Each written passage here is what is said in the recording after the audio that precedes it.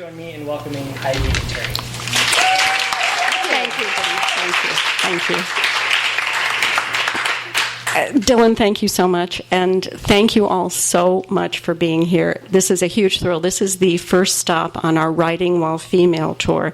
It is also Teri's LA book launch, so this is really wonderful to have you here. We want to thank Dylan and everybody, and Stephen and Kelsey and everyone at Fabulous Skylight Books, which was recently chosen as one of the 28 coolest independent bookstores in the country. In the country. So we are so thrilled to be here. And also from both of us, I just want to do a quick shout out. We have another fellow Amberjack author in the audience. Teri and I know each other because we are both part of the Amberjack publishing family, and that is a huge thrill. And as I always say, it's not just that they're great at what they do; they're the most wonderful people in the whole world. They are amazing. And then some, yes. you know. And then some. Right. And then some. What we were thinking we would do, and please notice that I'm half Italian, so this is a lot of what I do with the hands. I'm going to read a little bit, and Teri's going to read from her wonderful book. I'm going to do a little introduction to your book before you read, okay? And then we're going to chat with each other, with you guys, and just enjoy the world of literature and words and books and all of that. A quick reading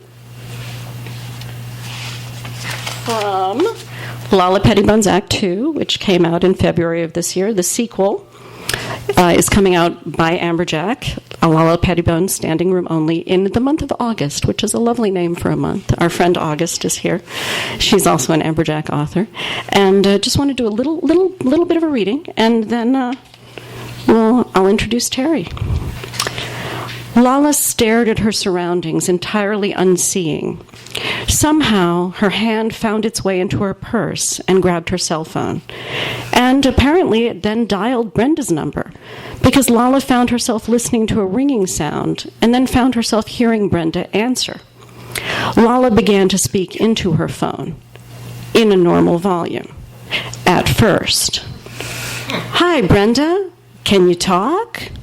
It was when Lala heard Brenda say yes, she was indeed available to have a conversation with her best friend since high school, that Lala began, gradually at first, and then with giddy momentum, to get louder and louder and louder. "Want to hear something funny? Gerard has a girlfriend. I think that's hilarious. And get this, my first impression of her is that she's lovely. I swear, my initial thought when I realized what was going on between them was to suggest a three-way." Everyone except Lala turned to look at Gerard, who wasn't nimble enough to quash the instant raising of his brows and the instant smile that wrapped itself around his mouth when he heard mention of a possible ménage à trois. "Her name is Marie-Laure," Lala yelped into the phone, oblivious to Gerard's facial thumbs up. "How pretty is that? And there's more. She's not a cliche. She's not a..." Lala swiftly cradled her cell phone between her shoulder and her chin and made air quotation marks. "Young bimbo. She's my age-ish. So I can't even be pissed at him for being shallow or predictable." Everyone had exited the conference room as Lala's words grew ever more energetically unglued. "I had some kind of scenario playing out in my head," Lala blared into her cell phone, "in which Gerard and I had this kind of magical chemistry. And I never once asked myself why he hadn't made a move in 10 months, because it played into my idea that this was somehow so special that it couldn't be besmirched with actual involvement with each other. And meanwhile, I'm a complete idiot, and none of what I'm imagining is true. And it's not his fault. He's a great guy. He never led me on. Il faut que je get over myself. It was all in my big, stupid head." The isolation spell suddenly broke. Lala covered the phone and smiled, and nodded toward one of her coworkers, who was looking at her with sympathy and horror. "It's true. I have a freakishly large head. My late husband, God love him, used to say it's because I have so much brain matter in there because I'm so smart, which, if that's true, has gotten me exactly nowhere, right? Huh? Right? Because seriously, it's freakish. When we were measuring our tets, that's French for heads, in high school for the caps and mortars, I'm guilelessly walking around announcing my head was 23 inches in circumference, like that's something normal. All my friends are looking at me like I'm a freak because their measurements are like 18 or 12 or something.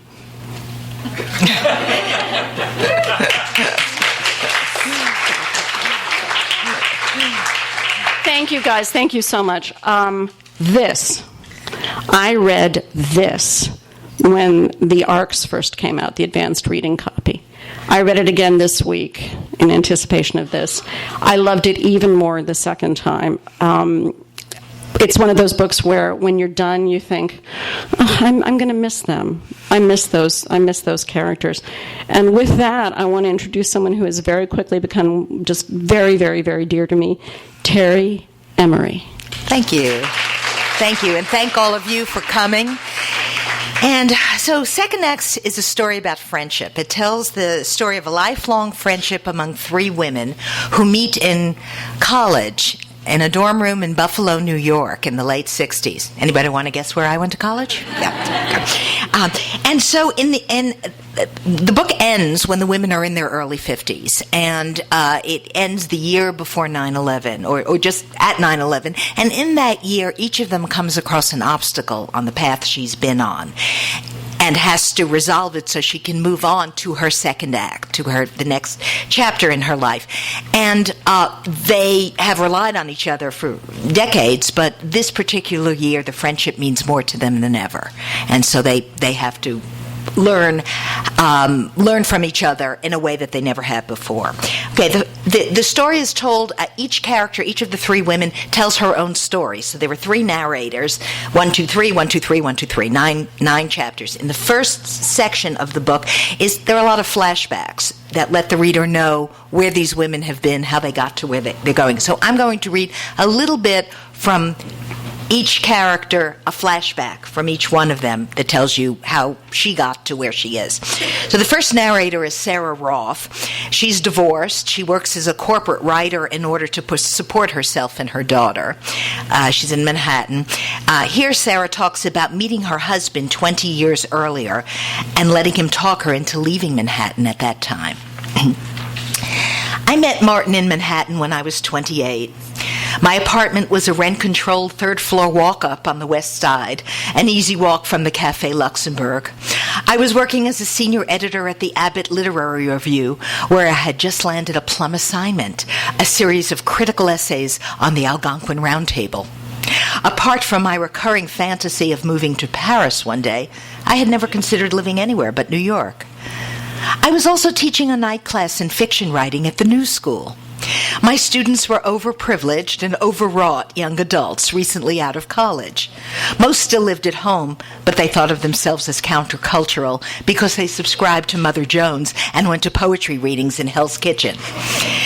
They dressed entirely in black, chain-smoked during the breaks, and fantasized about the life of the mind. Existentialists with trust funds. Even when their punctuation and Grammy were shoddy, their passion was real. I loved their essays about alienation and ennui. I was ripe for marriage when Martin came my way. Both my mother and my hormones were sending me persistent messages about making babies, but I had not dated many promising candidates for fatherhood.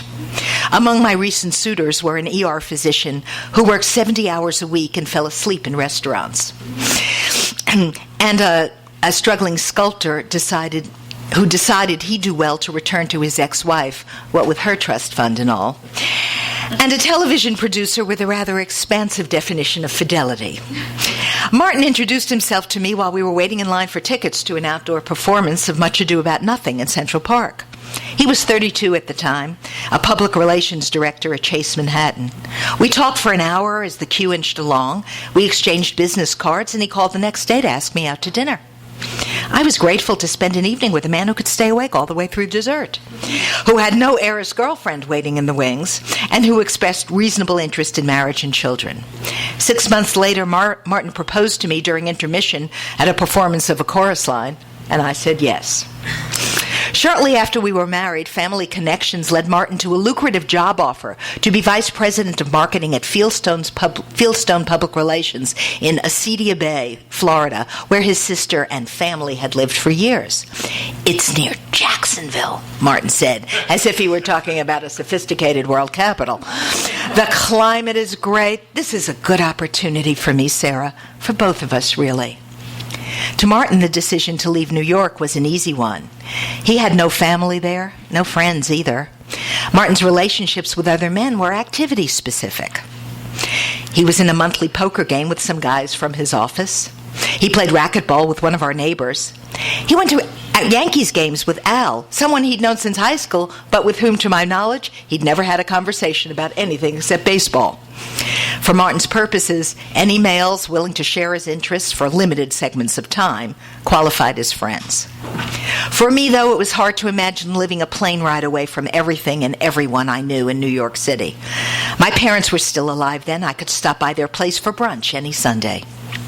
Beth and Miriam, my best friends since we met in college, both lived near me in the city, and seeing them regularly was fundamental to my routine.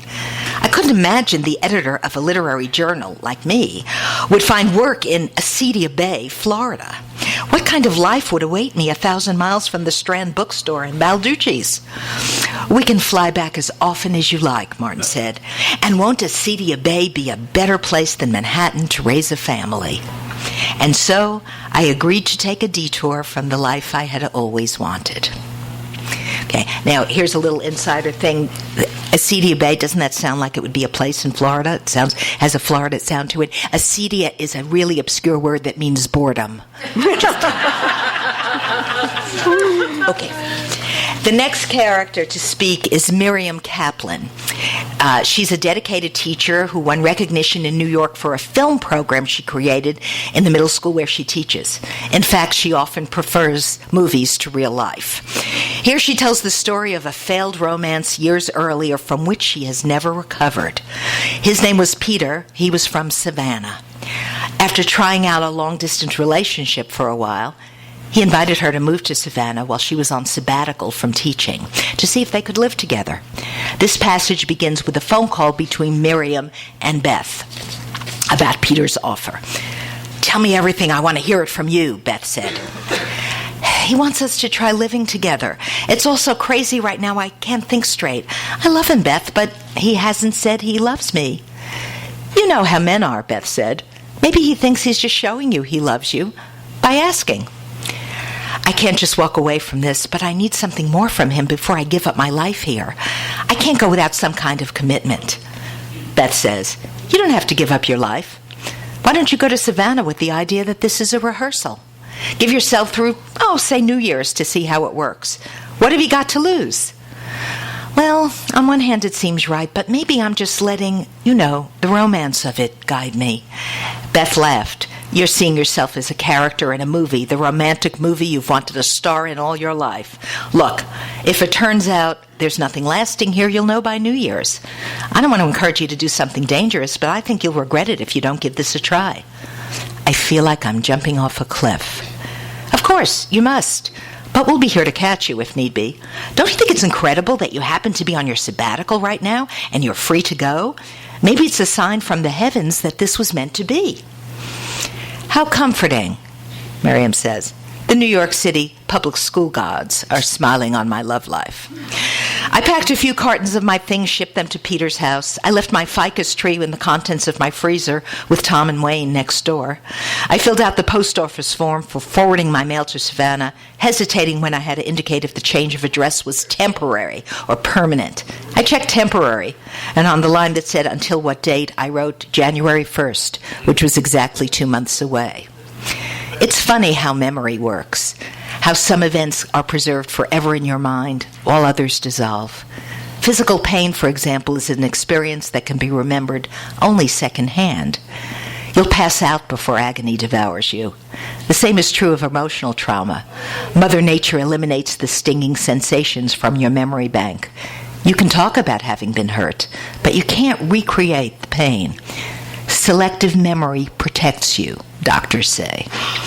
On the other hand, I remember almost every student I've taught. More than 20 years of young faces, smiling or sullen, and I can put a name to most of them. But much of the time I spent in Savannah, desperately hopeful and in love, is a blur of shapes and sounds that stubbornly remain out of my mind's reach. Like a narrator in my own life, I can recount a version of tender and happy moments with Peter, but I can't recreate the exact feelings. Like a patient who recovers from a gunshot wound, I can talk about how I felt when the pain relented a little. The details are mostly lost, the fine print barely legible, yet a pervasive sorrow and jagged feelings, like shards of glass, still linger in my heart. What does that say about Mother Nature? And more, what does it say about me? Selective memory, I should like to tell the doctors, is sometimes not selective enough. Okay, that's Miriam. Okay, and the third one is Beth. Beth Jacobs Gillian. She's been married for many years to Jim, who's a successful Wall Street mogul. They have a lovely life. She studies art history in college, and later, after her children are in school, she earns a PhD and becomes a psychotherapist. Beth and Jim suffered a loss, the tragedy, the loss of their son, and Beth often finds herself thinking back to the college semester she spent studying art in Rome. There she fell in love for the first time. His name was Andrew. He was in Rome studying music. Beth loves her husband, but that time in Italy represents the kind of carefree happiness she no longer experiences. Here she's talking about Andrew and the summer after classes ended when they agreed to house sit for a professor in order to prolong their stay in Rome. Andrew and I moved into Dr. Fabrizi's home right after classes ended. The palazzo, 3 stories high, was built in the 1850s and sat on a bluff overlooking the Tevere, the Tiber. Like so much else in Italy, the house was dazzling and full of maddening impracticalities. The exquisite marble floors throughout the place were cold and slippery, except where they were covered by Persian rugs so beautiful that Andrew and I hesitated to step on them. In each of the 3 bathrooms was a claw-footed bathtub with ornate brass fittings, but no shower. The kitchen countertops were inlaid with cerulean tiles, but the refrigerator held little more than one day's provisions for the 2 of us. Shopkeepers welcomed us to the neighborhood, proud to introduce us to specialties from their own regions of Italy. Try this ricotta, made the same way my grandmother did in Sicily. This is how we cook steak in Firenze. Let me give you a recipe for the best ossobuco, the Milanese way. Have you heard the legend about this Frascati wine? Nowhere else existed for us. We didn't talk about the future. There was only our borrowed palazzo on borrowed time, an exhilarating adventure every time we walked out the door. We used our student IDs to get free concert tickets and cheap train fares. We hardly drove Dr. Fabrizi's Fiat. Gasoline was more expensive than train tickets. Although one afternoon, Andrew did insist upon taking the car out to quiet roads near Castel Gandolfo so he could teach me to drive a stick shift. Every car I've owned since then has had a manual transmission. As often as we could, we splurged on excursions out of town. We slept on lumpy mattresses and shared bathrooms with other travelers in cheap pensiones from Venice to Positano. We traipsed through palaces and ancient ruins, museums and vineyards. We toured artisan studios where sparkling Murano glass and delicate cameos and exquisite leather boots were still crafted by hand. Inside the Grotto Azzurro, the Blue Grotto, Andrew nearly capsized our tiny rowboat when he leaned over the side to retrieve a bracelet that had slid off my wrist into the phosphorescent water. On a narrow street in Naples, a small boy belted out, "O sole mio!" from the second-floor window above his father's bakery and bowed to our applause with a sweep of his arm. "Bravissimo," Andrew called to him. "Che bella voce!" What a beautiful voice. "Che piacere!" What a pleasure. How happy we were. And how I yearned for that life, my old life, when I believed the world was full of possibilities. What I wouldn't give to feel joyful and hopeful again, to feel for 1 hour the way I felt every day I spent with Andrew. Andrew, fluent in Italian and French, who sang arias to me in bed. Andrew, who 3 times hitchhiked from his college in Burlington to mine in Buffalo to visit me at school and meet my friends after we returned from Italy. Andrew, who in the end said he loved me, but he just didn't ever want to be married. Andrew, who married someone else, just as I did, not long after we parted. Andrew, who still owns a piece of my heart. The last time I heard news about him was 10 years ago. Sarah ran into him at O'Hare while traveling home from a business trip. He was a music professor at a small college in California, passing through Chicago on his way to judge a young composers competition. He showed Sarah a photo of his 2 sons, though not his wife. Andrew looked the same, Sarah said, handsome and boyish. Sarah gave him an update on me. 2 kids? A PhD? He said with admiration. Well, tell Dr. Jacobs, oh, I guess she's Dr. Gillian now, that I said, ciao. So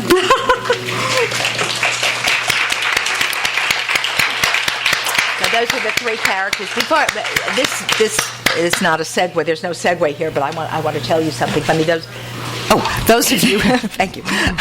Those of you who use Word to write, as many people do, there's a something you can do if you decide you want to change a word throughout an entire manuscript. You want to change the color of the shirt from red to blue, and you just tell it, find all the red and change it to blue. I changed the name of a character, and I changed the name from Chuck to Bruce. A minor character appears once in the book. And I wrote my lovely editor at Amberjack a note and said, please change Chuck to Bruce. And she did. So the character's name was changed, but 2 other changes happened. One is that on page 61 of the book, it's supposed to say, Peter chuckled when he saw, and now it says Peter Bruseled. I'm not kidding. It says Peter Bruseled. The thing is that first editions with the mistakes in them are valuable, so hold on to your copy. The second thing is that I have a good friend whom I thank in my acknowledgement, somebody I've known since high school, and his name is Chuck Newman, but in the book he's Bruce Newman. I thank Bruce Newman, and since I told him about it a month ago or so, when I realized this was the problem, he is now taken to signing his emails Bruce. Anyway, so that's... And I love that Chuck is a name and a verb. It's a name and a verb. She bruised it out the window. Bruceled, yeah. A friend of mine who read the book wrote to me the other day, said, love the book. I bruceled. I cried. I love that. So we, Teri, do you want to tell? Well, so this is the Writing Wall female tour because we're both Wall female, and I'm just going to tell that quick thing that always. So John Irving is one of my favorite contemporary authors, and correct me if I'm wrong. Has anyone ever heard John Irving referred to as a male writer of men's fiction? I just don't think so. Now, Teri spoke of her 3 beautiful protagonists. Lala is my protagonist. I'm fairly sure John Irving's novels, again, I may be remembering this incorrectly, but I don't think I am. They're all men. His chief protagonists are men. He does not write men's fiction. It drives us, I'm going to speak for both of us, it drives us nuts. Yeah. And Teri, would you like to tell everyone how it is that we came to be joined at the hip? Joined at the hip, yes. When I signed my contract with Amberjack, this wonderful independent publisher, I wanted to read some of the other books that they published, and I read Heidi's book. First of all, the title of her book, Lala Pettibone's Act 2, and mine is Second Acts. This was interesting. So I bought the book and I read it, and I loved it. Hers is a very different book from mine. It's a comic novel. It is, if you've ever tried to write funny, you know how hard it is.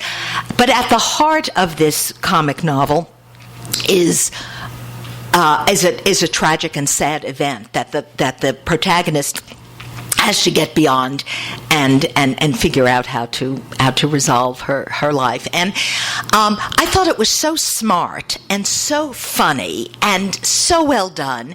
And so I sent her a fan letter. Right? I love your book. I love your book. And we communicated back and forth. And then she asked my publisher to send her an advance copy of my book. Which I loved. Which wasn't loved, that. loved. And we realized that there were some themes, there were some overlapping themes, as different as the two books are, that we were both talking about women of a certain age. My women are a little older than Lala, but women of a certain age who are figuring out how to move on in life, and the power of women's friendships. Women say, I say, men come and go in women's lives, and children grow up and leave home, but women friends stay. They stay friends. And they stay friends because the connection is an emotional one and not based on activities, not based on the fact that you both like to play golf. No, they're based on an emotional connection that I wanted to write about. I wanted to write about women's friendships, and so we started talking about what we might do together. And we discovered, surprise, that we both feel the same way about these labels, chick lit, women's fiction, all of that. And so we submitted a proposal to speak at a conference, and we decided on this title of Writing While Female. And this is the tour. We have T-shirts and everything. Yeah, we do. Yeah. We have T-shirts. Yeah. Teri made T-shirts. I made really T-shirts nice. for us. Yeah. And bookmarks are next. Bookmarks are next on our list. So we have tremendous respect for each other as writers. But we also have this great now closeness and affection for each other. And so we are going. This is the launch of the Writing While Female tour. And we are going from here to we're going to Denver. I'll be back here. I live in Las Vegas. I'll be back here in October 28th. October 28th. We'll be in Torrance. Yeah. And then I'm going alone for a gig that I set up before we were doing this. I'm going to be in San Francisco at Books Inc. in San Francisco. New York City in January, and so we are. Yeah, and we're both former New Yorkers. Although I think you can never really, Olivia, I think you'll agree, you can never be a former New Yorker. There's no such thing. Right. There's no such You're a thing. New Yorker. Right. You're a New Yorker. I have to add listen to me, on a personal note. I sound like I'm on the Jimmy Kimmel show. I should live so long. I should be so lucky. I'm bookending. I have a milestone birthday a week from today. So today is the 8th. On October 15th, I'm going to be 60 years old. My much younger husband is taking pictures.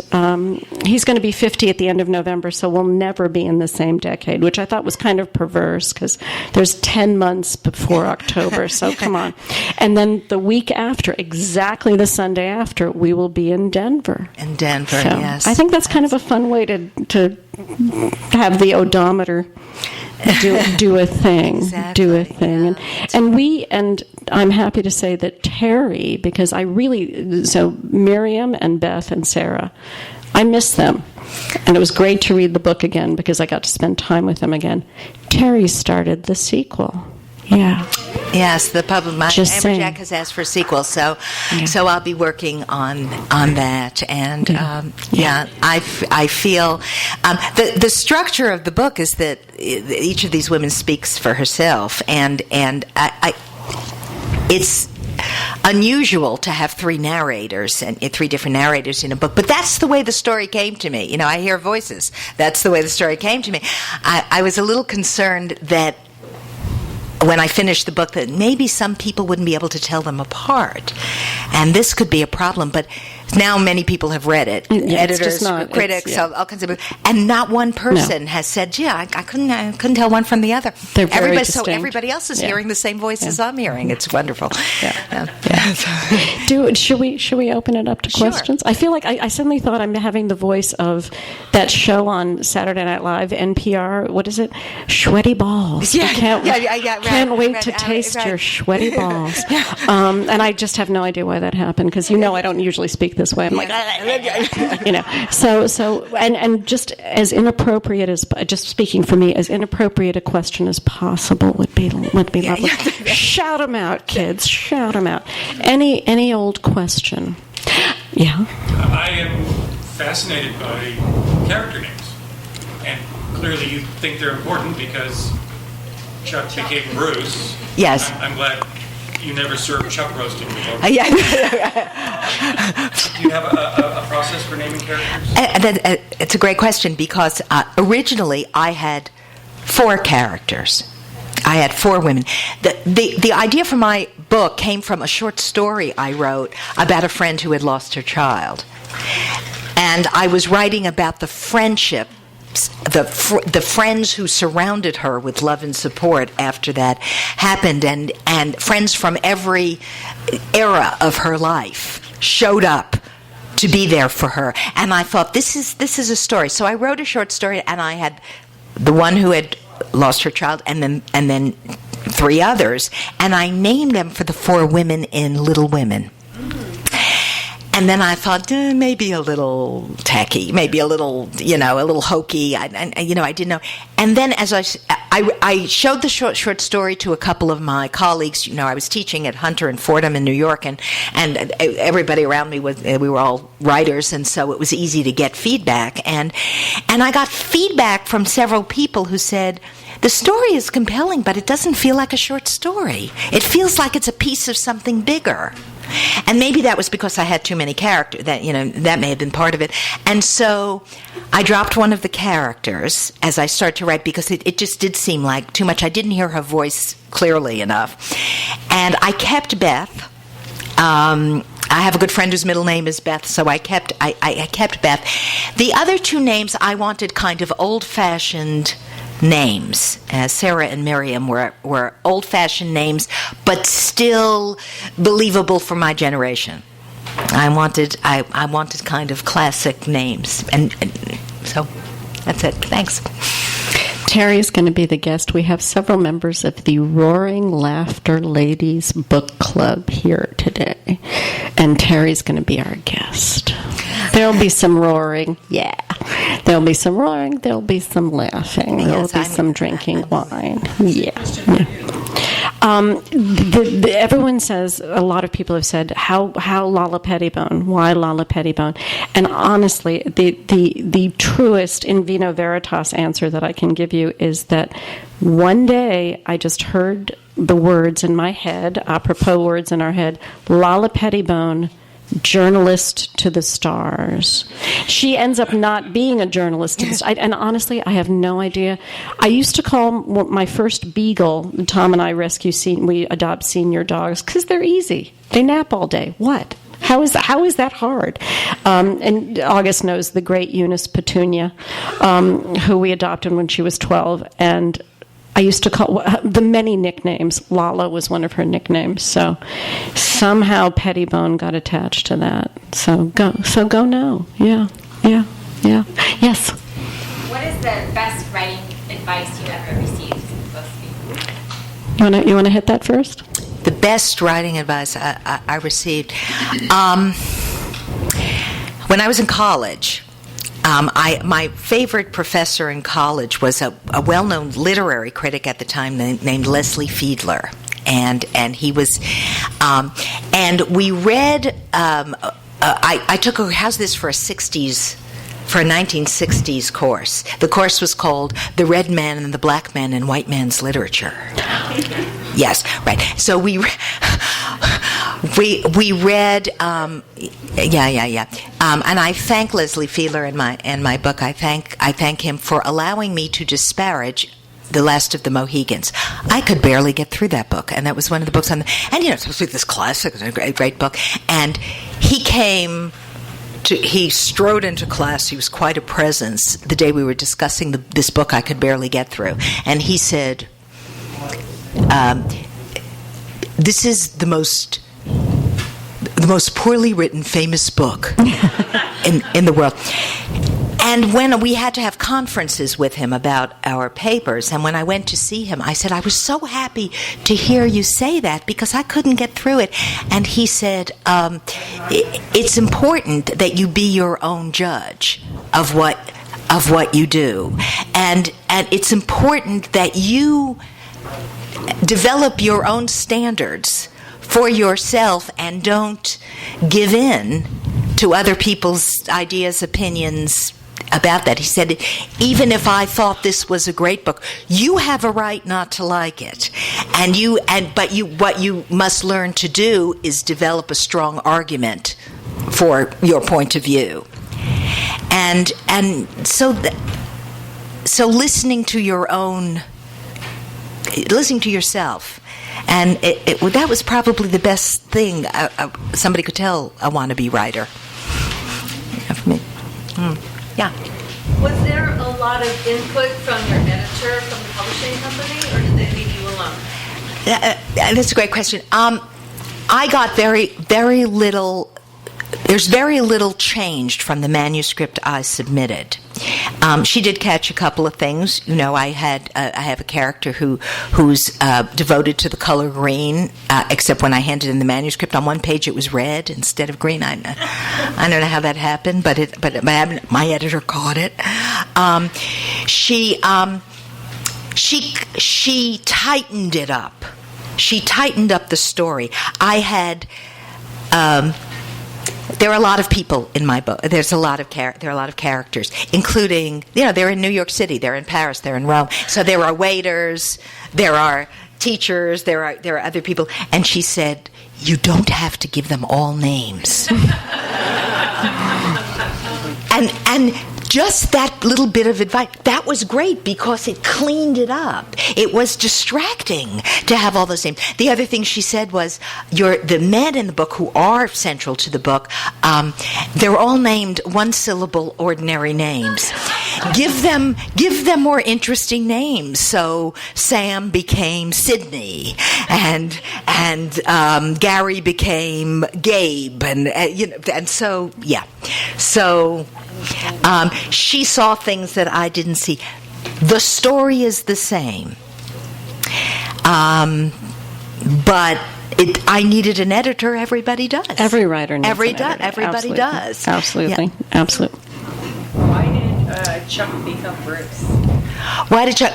Because well, Chuck was Chuck is I named a lawyer who makes an appearance at a party. He's just, I had named him Chuck. And then I added a sentence that made him seem, well, I'll tell you what it is. I added something that said, all the other people at the table were talking about the fact that he was on his fourth wife or his fifth wife or something like that. And they're all named, I can't remember, Brittany or something. All the wives are named Brittany, but they're spelled differently. And so it was just a little snarky thing about him. And I didn't want anybody to think, especially my friend Chuck, who's been married forever to the same woman. So I changed it, thinking I was doing something good, and he became Bruce. Yeah. When Dylan introduced us, he mentioned the scourge, which is a great word of rejection, and you had hinted to that. And just to piggyback on what you were saying and bring up my John Irving again, A Prayer for Owen Meany is my favorite contemporary novel. I other than yours and mine, and I envy people who haven't read it yet because they have that to look forward to. And I have spoken to people who have said to me, people I love, people I admire, who have said, oh yeah, it's a great book, I love that book. I've spoken to people who have said, oh my God, you liked that book? I hated that book. The point, of course, being, to me, it's a perfect book. And I think you can all agree there is no one piece of anything that is artistic. It is impossible to please everyone. It's just let that go. Let that idea go. It's not going to happen. And in terms of writing advice, August, as you had asked, and Teri and I were talking about this earlier, I have a little triumvirate, and two of the people are here today, who when I get my manuscript to the place where it is at the most that I can do the best that I can do, I then send it to the three of them.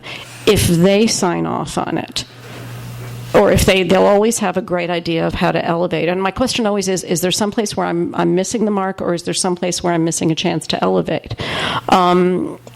If they sign off on it, I know that if someone says no, it's not going to be because it's garbage, but because it's not to their liking. So that was a piece of advice that I had sort of somehow in the ether had come to me in terms of writing.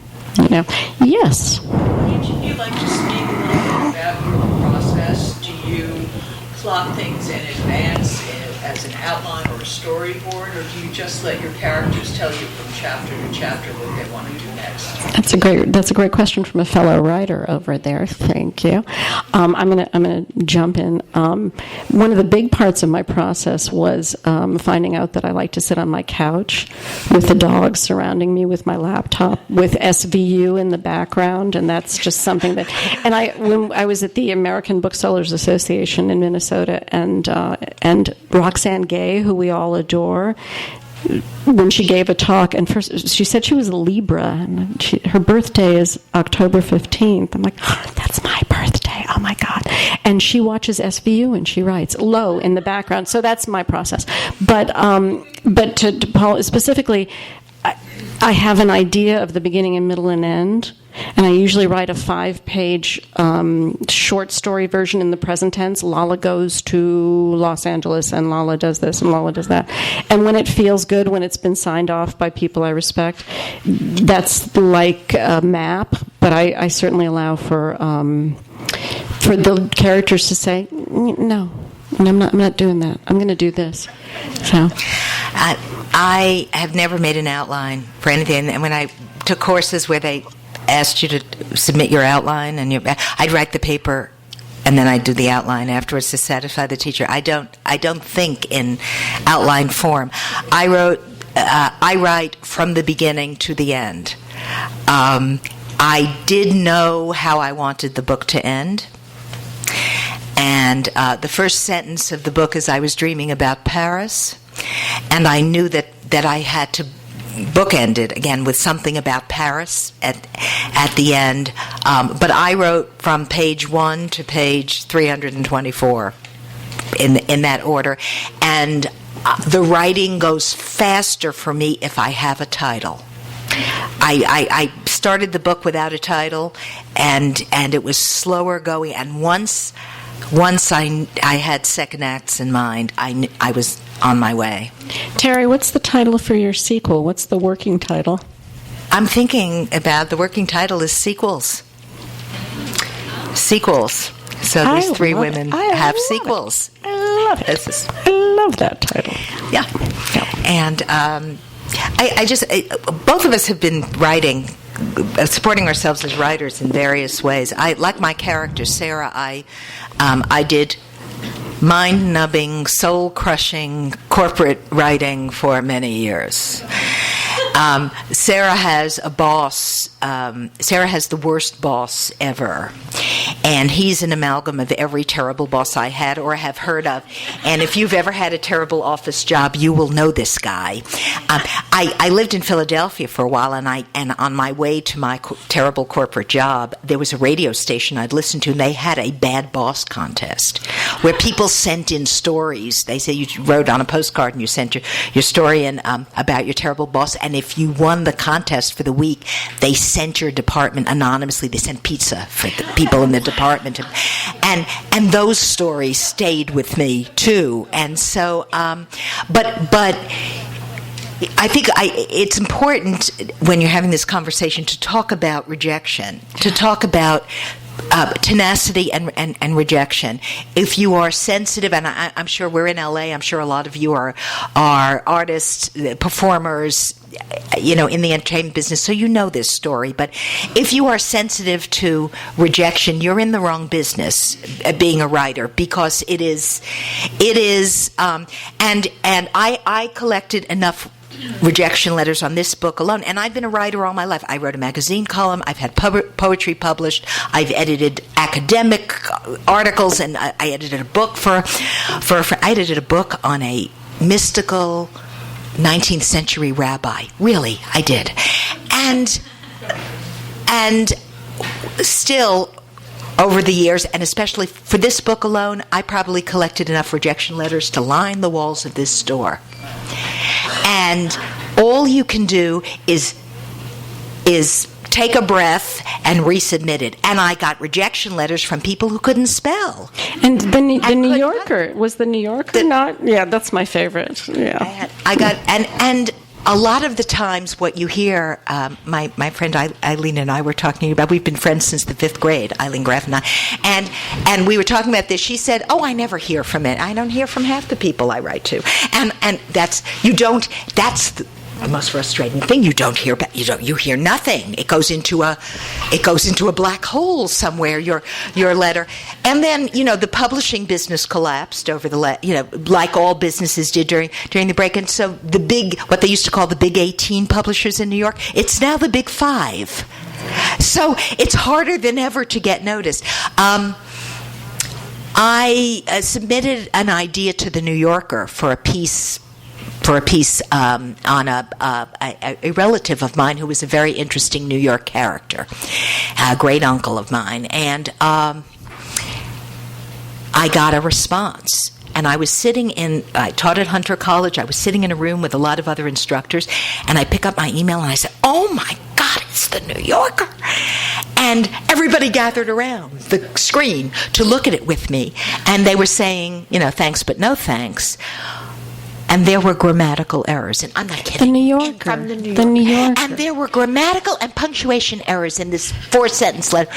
But here's what happened. All the people around me were saying, hey, so come here. She got a response from the New Yorker. They wrote back.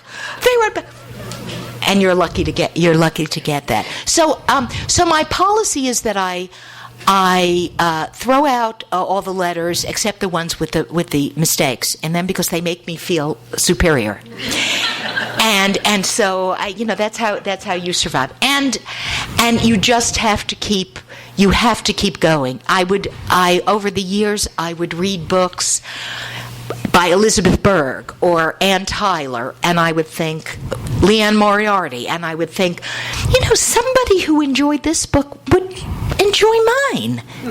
And I'd resubmit, and I'd hear nothing, or I'd get the thanks but no thanks letters. And I just kept going. I think, you know what I do with the ones I haven't heard from yet? I imagine that they're still considering it. Even if it's been like 5 or 10 years, I'm like, no, they're still considering it. Yes. Hopes, and she'll be back from vacation. Yeah, no, I'm sure it's on her. Yeah, I also, Teri, I would add to what you just said, especially as I've gotten older, because I think one of the great advantages of getting older is you're getting older because you're still around, and you can kind of just go, I'm just gonna do whatever I want whenever I want to, and so write because you want to, do what you want. God, if it's not, make it fun. If it's not fun, why bother? And make it a pleasurable experience. Enjoy it. And again, that harkens back to... I did a lot of writing over the years that was not a pleasurable experience. Right. On the other hand, it's, I wrote a magazine column, and that taught me the value of editing my work, and meeting deadlines and editing my work, because what you find out is if they ask for 1,000 words and you give them 1,200, that's not a good thing, because somebody editor is going to decide which 200 words to take out. And it may be the wrong 200 exactly, and so that taught me something. The corporate work just made me yearn more and more for the ability to write fiction, and so here I am, retired from teaching and other things with the time to do it now. And but I've been writing all of my life, and reading and reading and writing and reading and writing. I think I think when you're, reading is just the best thing in the world. It's just there are things as good, but it's it's the best thing. And I think for every writer, the thing I would want to do if I were in my 20s and someone were telling me how to be a writer, I would just say read all everything. the time, read everything, and decide what appeals to you, and then know what it is about that appeals to you, and then do that in your own voice. We've also stories. The stories that I need are stories that have relationships and that have transformation. I don't care if it's a movie, if it's a TV show, if it's a book. I need that. If I don't have that, Woody Allen, I'm so sorry. Blue Jasmine, she was at the same place at the end that she was at the beginning. That just drove me nuts. Why am I spending time with this woman? I also need a hopeful ending. That's just me. I need a hopeful, like La La Land drove me nuts. You made me want to have these people together, and now, anyway, spoiler alert, sorry if you haven't seen it. Oops. Read. Look at where we are. But buy a book. For a writer, though, I wanted my book to be optimistic. Which it is. It's very optimistic. With all the heartbreak, it's very optimistic. It's optimistic, but it's important for a writer to figure out how to write an optimistic story without tying everything up in neat little red ribbons that seemed hokey or predictable. Yeah. And that was a challenge. The biggest challenge, I think, for me was there aren't many steamy scenes in my book, but there are a couple of moments. These are after all, grown women, and they do have sex. And so that was the hardest thing to write. That to me, writing about sex was the hardest thing to write, because my first attempts were so boring. I was embarrassed for myself. They were awful. And then I got a book. A novelist named Elizabeth Benedict wrote a book called The Joy of Writing Sex. Oh, wow. And it's wonderful. And she interviewed a lot of well-known writers and asked them questions about their process. And they said, most of them said, well, I really couldn't write about sex until my parents were gone. But what I finally figured out is that just like in real life, in literature, when people are having sex, less is more. And once I figured that out, the scenes improved. Yeah, that was interesting. They were good. They were good. Those were good scenes. Yeah. Get a glass of wine. Read those scenes. Yes. Heidi, have you ever been commissioned, like maybe not from a book publisher, but for other venues for your writing, where they say, we need a story about Mary goes to the store and buys grapes? Have you ever had to do that as a professional? I have.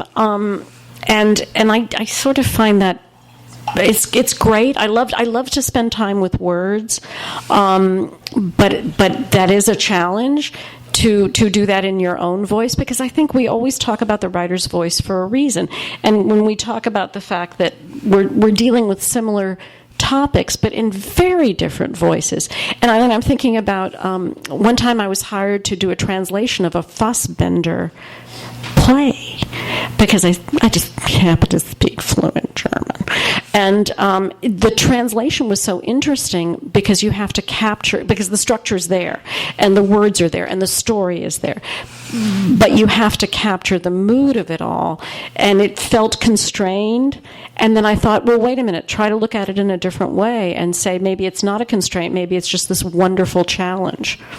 And so that was great. There was one word in German, because this was back in the day before the internet didn't even exist, and I could not find a translation for that damn thing. And I remember I called my mother, who had a heavy German accent, and I said, Mother, I forget what, I totally blocked what the word is, and I said, Mother, what does this mean? And my mother, whether it was a statement or a question, would begin every sentence with, oh. And I said, Mother, what does this word mean? And she goes, oh. That's not a word.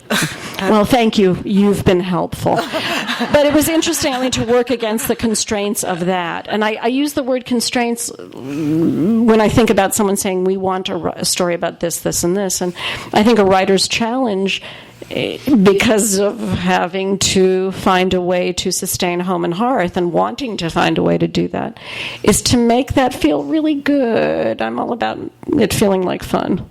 Enjoy it, enjoy it. So, yeah. Any other questions? Yes. Talk more about this chick lit phenomenon. The chick lit phenomenon. You described it, Teri. You described it when we were on a lovely show called Girl Boner Radio with August McLaughlin. And you described it, I forget the word you used, but as a way of identifying. This is a drama, this is a comedy, this is chick lit. And it conjures up, I'm assuming, images for all of us. I hate to be negative. I just find it. I just don't like it. I don't like chick lit. I don't like women's fiction. I know it's an identifier, but again, I keep coming back to I will pick up a novel that has a male protagonist, and I'm not going to say, oh, it's male literature. And I don't know if guy literature. What do you do with what? I don't. Especially, if there's a soapbox, I'd stand on it right now. But especially now when I feel like women are being treated terribly. I feel like we have to just stand up and say, no, this is fiction. It's not a compliment. If you say a book is a mystery, or those are identifiers, right? Or a romance, that's an identifier. Chick lit has a connotation. It diminishes. Which man would pick up a book that's described as chick lit? I just don't know who would. Yeah, so it makes me sad. Yes, and women's literature is also it marginalizes women writers. Yeah. In a way that's not helpful. And I honestly don't know what to do. I don't know if can a movement start? Can we start it today? What do we do as writers? What do we do as readers? I don't know. There's an article. I wrote something for our blog on our publisher's blog. It seems that publishers look for handy. And there's a short story by Curtis Sittenfeld. I don't know if you've ever read her fiction. She's a wonderful novelist, writer, yeah.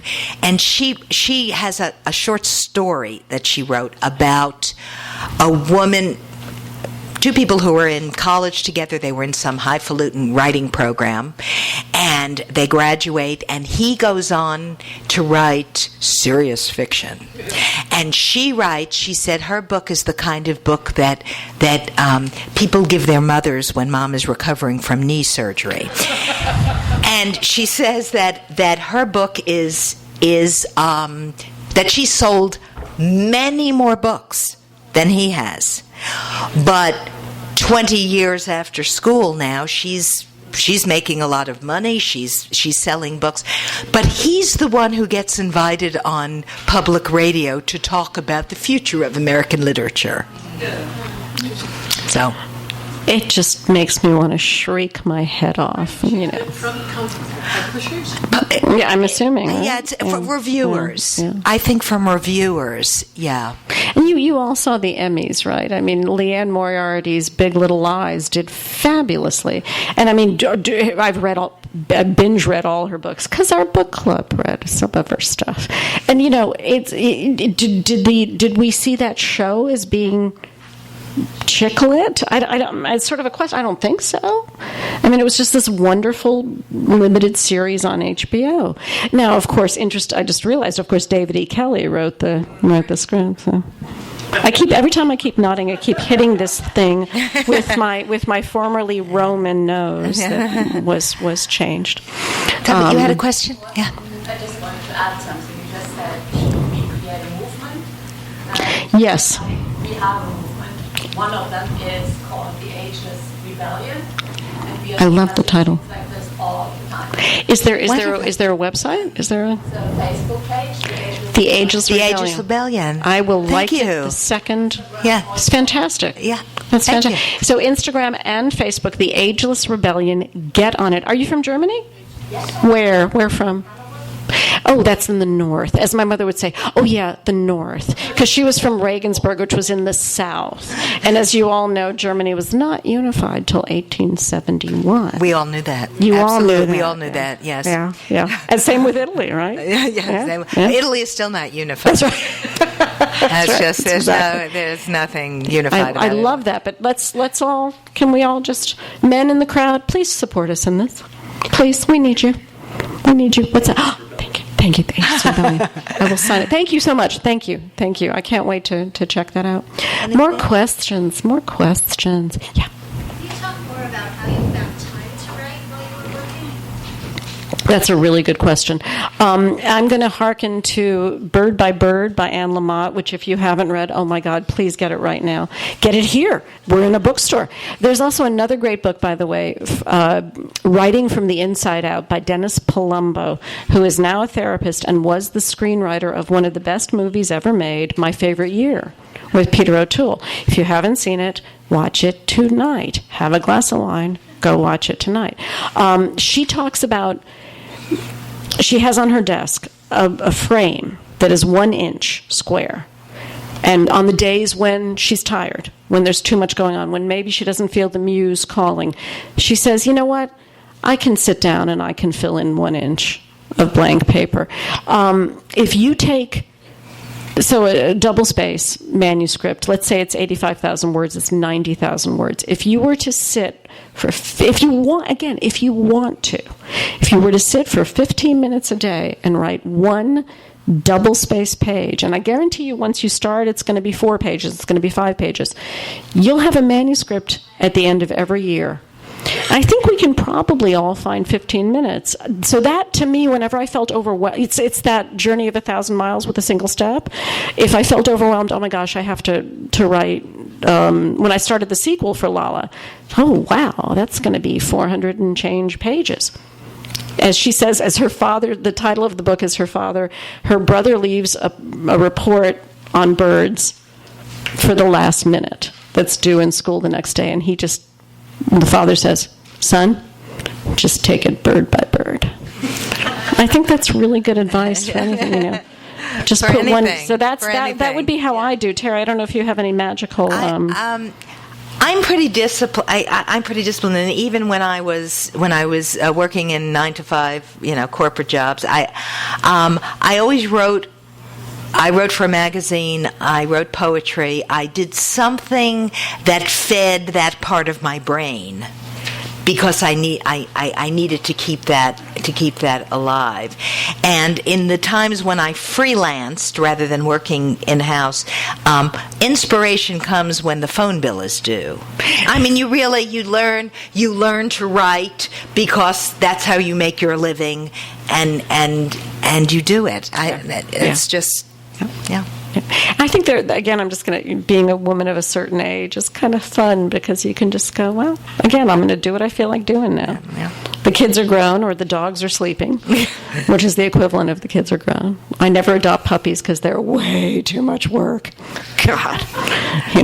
Just take a nap, have a walk, have breakfast, take a nap. Yeah. More questions. Shout them out, kids. Yeah. Yes.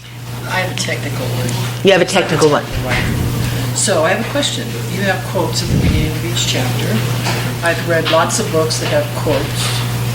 They're not always the same or seem to have the same purpose, but I love them. What made you decide to all of my... and how do they connect? Okay, every chapter in my book begins with a lyric from a 60s song. Music was so important to my generation. It was so important. It was the background of our experiences, and I remember listening to the new album by Joni Mitchell. How did you listen to it? On what? On records. On records. We had records, boys and girls. Yeah. And yes, and 8-tracks, cassettes. Well, you're younger than I am. Yes, we had records and vinyl records, and the words they inspired us. They narrated our experiences. Music was everything to us, and especially, the protest music. Like everybody else in every generation, that age, we were falling in love for the first time. We were doing a lot of things for the first time, and so I decided that I was going to use lyrics from songs that meant something to me. And here's another little story. I had a lyric from "Yesterday, all my troubles seem so far away," and I had, instead of Paul McCartney, I had John Lennon, right? And in the advance copy, in the first copy. My brother saw it. I sent my brother an advance copy of the letter, and he wrote back. He said, I know I've always been the cooler sibling, but I need to tell you it was Paul McCartney. You should be ashamed of yourself. Thank God. Yes. Thank God. Thank God he caught that. Yay. Do you need permission to reprint the No, you don't. You don't need permission to do it. What is it called? It's fair use. There's a word for if you're just using it in the way as a kind of reference point. I'm sorry? It's in the public domain, but there's a specific legal... Is it not fair use? Fair use. There you go. Fair use. That's... Yeah, right. It's called fair use, and so I'm not quoting long passages. It's not. There's nothing about my using it that in any way disparages the artist who created it. All of that, and so you're allowed to have brief references like that. Often in books where they use lyrics, you'll see At the end. Yeah. permission with With permission by, and I was told we didn't have to bother with that because they were so brief and because of the way they were used. Are they connected to the character or the chapter? They're connected to the chapter. Yes, to the chapter. Yeah. Mm-hmm. Who was your favorite writing teacher at the University of Buffalo and why? Did you go there? Robert Creeley. I took a course with Robert Creeley. Yes, the wonderful Robert Creeley. I did. I was actually not an English major, although I took a lot of English courses. I was a French major at Buffalo, and but I took. I said Leslie Fiedler was my favorite professor. He would stride into the room and talk about at the time Richard Nixon and Bob Dylan and the Jefferson Airplane and Dante and tie it all together, and it made sense. And I thought about him a lot when over the years when I was teaching. He was one of the... Is he still with us? But Is he still? I'm sorry. he I'm died sorry. about 12 years ago. That's too bad. I was on a bus in New York reading the New York Times, and I saw that he had died, and I said, "Oh." And the woman sitting next to me said, "Are you okay?" And I said, "Well, yeah, and I told her what happened. She said, "I'm from Buffalo."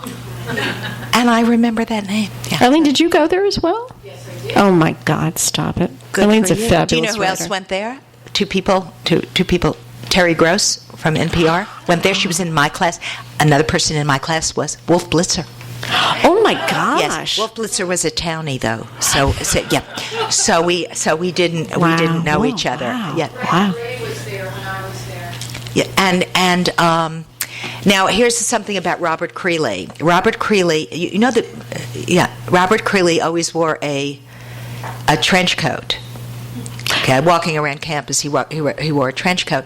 There's a Leonard Cohen song called "Famous Blue Raincoat," and the lyrics are.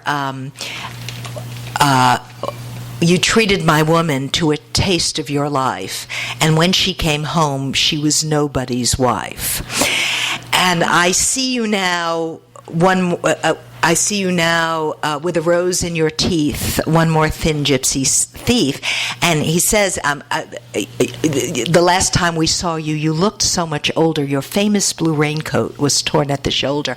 And the story on campus was that Leonard Cohen was writing about Creeley, who had an affair with Leonard Cohen's woman. And that was, I have no idea if it's true.